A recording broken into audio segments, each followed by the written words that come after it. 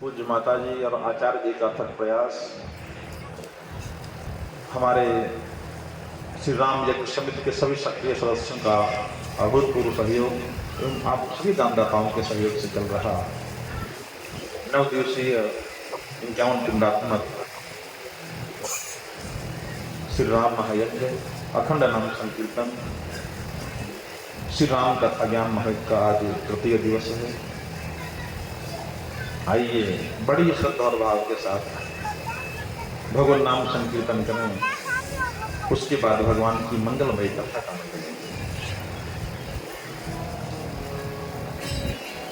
मंगल